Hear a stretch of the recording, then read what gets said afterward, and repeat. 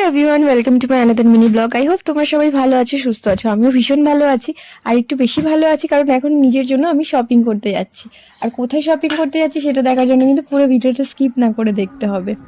আজকে রামনবমী ছিল, তাই রাস্তায় প্রচণ্ড জ্যাম ছিল। যেটা 1 ঘন্টার রাস্তা সেটা মোটামুটি আমাদের 1.5 ঘন্টা, 1.25 ঘন্টা লেগে গেছিলো। বাড়ি থেকে স্প্লানেড যেতে আমাদের মোটামুটি 1.25 ঘন্টা লাগে, প্রকাশ যে স্পিডে গাড়ি চালায়। কিন্তু রামনবমীতে থাকায় আমাদের প্রায় 1.25 ঘন্টা লেগে গেছে।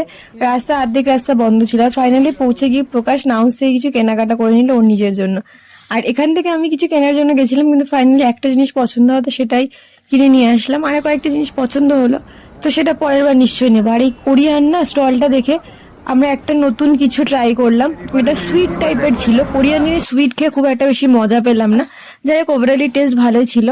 আর এই যে প্ল্যানেটে আমি শপিং করতে চলে এসেছি। আজকে কি কিনলাম না কিনলাম সেটা কিন্তু পরে ভিডিওতে থাকবে। আজকের মতো টাটা, সবাই ভালো থেকো, সুস্থ থেকো।